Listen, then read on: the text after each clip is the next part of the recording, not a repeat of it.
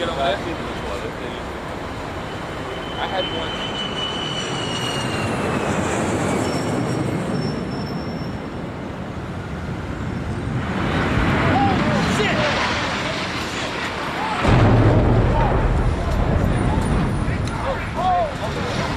While in the Gregorian calendar, the 21st century began on January 1st, 2000. For many Americans, it really began on September 11th, 2001. The optimism of the new millennium, along with the Twin Towers, came crumbling down on that day. In order to bring the mass murderers responsible for the deaths of 2,977 Americans to justice, it became an imperative for the United States to strike back against al-Qaeda and their Taliban hosts in Afghanistan. But even in these early stages of the war on terror, the shadow of Saddam Hussein loomed large over the Bush administration. Iraq had nothing to do with 9/11, but the neoconservative movement became obsessed with using it as an excuse to invade the country. Defense Secretary Donald Rumsfeld and Deputy Defense Secretary Paul Wolfowitz were pushing for an invasion of Iraq within 24 hours of the attacks. An open letter to President George W. Bush, written for the Project for the New American Century on September 20th, urged the administration to strike Iraq as well as Afghanistan. The letter stated that, quote, even if evidence does not link Iraq directly to the attack, remove Saddam Hussein from power. Bush was asking Richard Clark, the administration's counterterrorism director, to, quote, see if Saddam did this. See if he is linked in any way, despite being told that, quote, we have looked several times for state sponsorship of al-Qaeda and have not found any real linkages to Iraq. Eventually, after much debate, the president decided to, quote, leave Iraq for later. He reasoned that, quote, if we try to do too many things, 2 things, for example, or 3 things, militarily, then the lack of focus would have been a huge risk. This is what Secretary of State Colin Powell supported doing, stating that, quote, any action needs public support. It's not just what the international coalition supports, it's what the American people want to support. The American people wanted to do something about al-Qaeda, but Bush did not stick to this line of reasoning. Following the liberation of Afghanistan from a totalitarian theocracy, he turned his attention away from the war of necessity against al-Qaeda to a war of choice against Iraq. An invasion of Iraq in response to 9/11 was strategically nonsensical. Even after the victories of 2001, the war in Afghanistan had been only half won. The perpetrators of the attacks, including Osama bin Laden, were still alive, and the Taliban had not surrendered. Final victory in Afghanistan could not be achieved by overthrowing the Ba'athist regime in Iraq.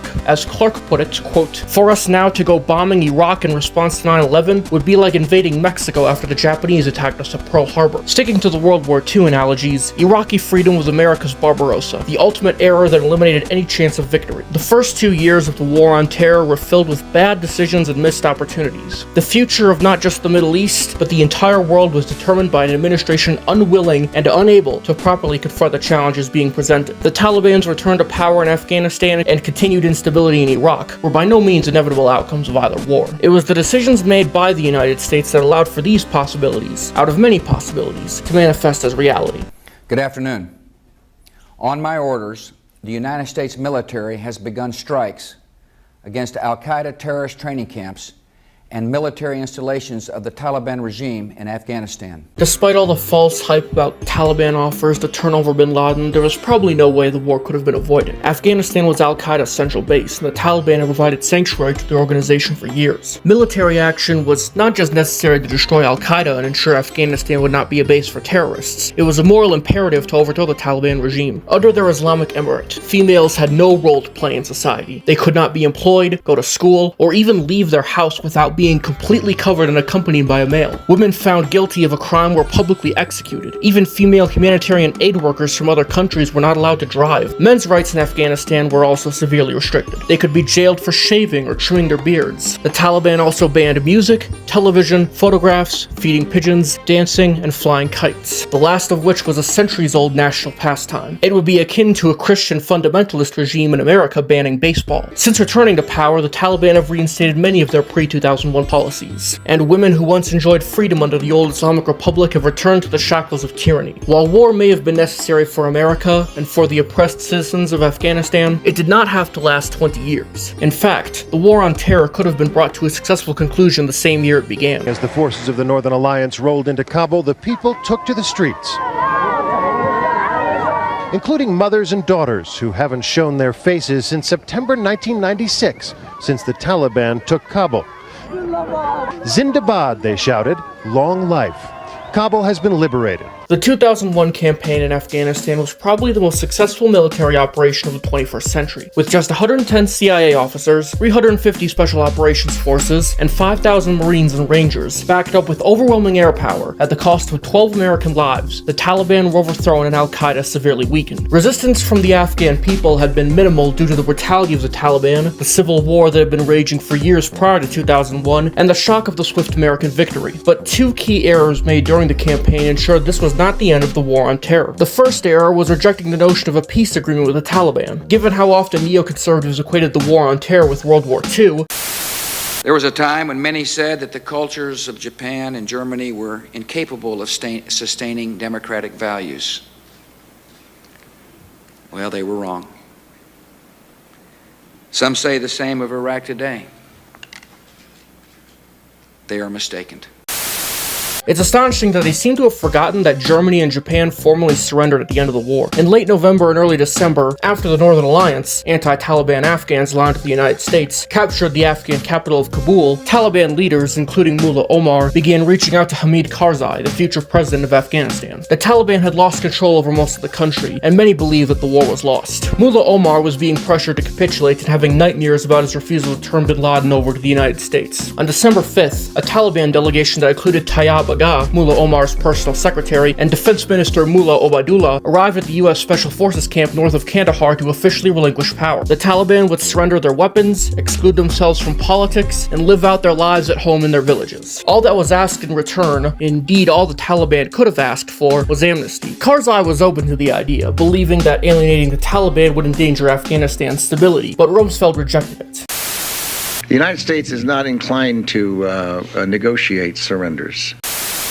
In private, he told Northern Alliance leaders that the United States would stop supporting them if they cut a deal. The United States had rejected negotiations at the peak of its bargaining power. When President Donald Trump, Rumsfeld's successor as the worst Donald to set foot in the White House, negotiated a surrender deal in 2020, America no longer had the upper hand. When a conference of Afghan leaders was hosted in Germany to establish a new government, the Taliban were excluded from the final settlement. The lack of any formal agreement ensured that a powerful faction in Afghanistan would oppose the new government. While Rumsfeld was responsible for overseeing the whole war and may have made the decision unilaterally, it was not inconsistent with Bush's personal position on negotiations.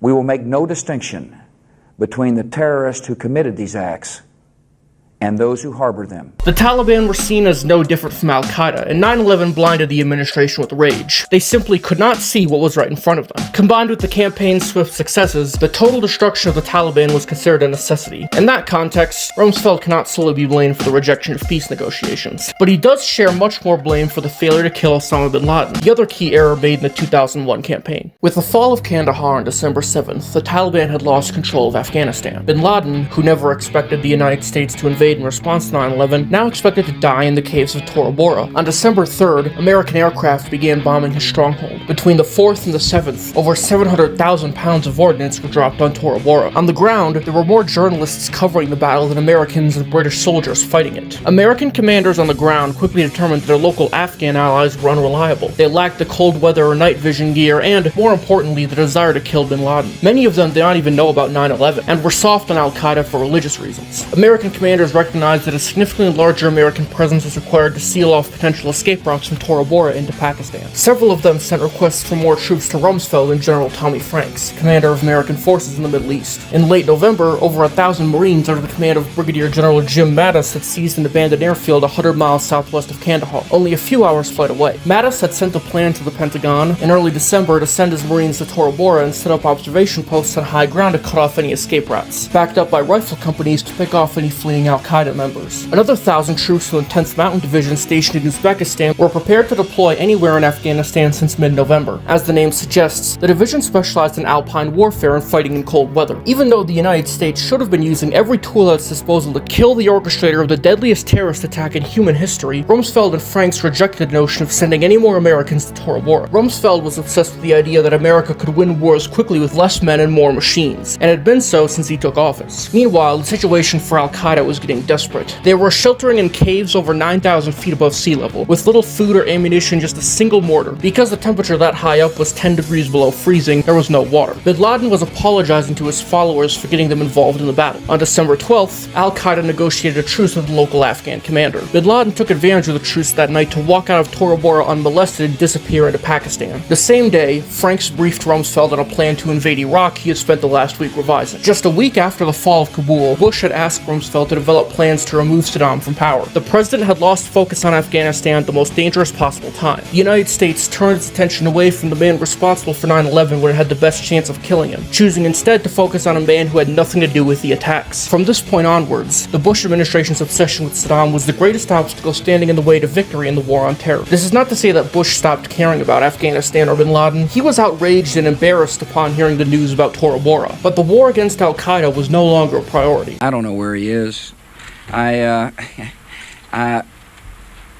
I repeat what I said. I truly am not that concerned about him. Had the United States accepted the Taliban's surrender and killed bin Laden, the war on terror would have come to an end less than 3 months after 9/11. Selling the Iraq war to the American public would have been much more difficult with the attacks avenged and without the allegations that Saddam was in league with Al-Qaeda, as the organization probably would have ceased to exist after the decapitation at Tora Bora. Afghanistan would be a much freer and more prosperous country today, without 20 years of war followed by the return of a totalitarian theocracy. This did not happen because Bush, Franks, and Rumsfeld rejected the means available to them to make it happen. Even before Iraq, America's civilian and military leaders had failed the country in the wake of 9/11. Franks and Rumsfeld should have been fired after 2001. Tora Bora was the first warning sign that both men could not win a war and should be relieved of duty before further damage could be done. The second warning came during Operation Anaconda in March 2002, the last major battle in Afghanistan for the next 4 years. Franks and Rumsfeld refused to provide adequate artillery support for light infantry units that had pinned down hundreds of Taliban and Al-Qaeda fighters in the Shah-e-Khat Valley south of Kabul. This led to American forces suffering 80 casualties during 10 days of fighting before the valley was finally taken, and the Al-Qaeda fighters, like their leader 3 months earlier, escaped into Pakistan. Franks considered Anaconda to be a success, as if pushing Islamic extremists into a politically unstable country armed with nuclear weapons was somehow a benefit. But despite the mistakes made by the United States in 2001, the situation in Afghanistan was still salvageable. The new Afghan government enjoyed overwhelming popular support, while the Taliban were disorganized and Al-Qaeda was on the brink of destruction. Bin Laden even told his children not to join his organization or take up the jihadist cause. Despite the mistakes made, in 2002, Afghanistan was America's war to lose. In part 2, I'll examine the following 2 years of the war on terror, the policy failures that laid the foundation for the Taliban's resurgence, and the expansion of a necessary war in Afghanistan into an unnecessary war in Iraq. I'm The Counterfactor, and thanks for watching.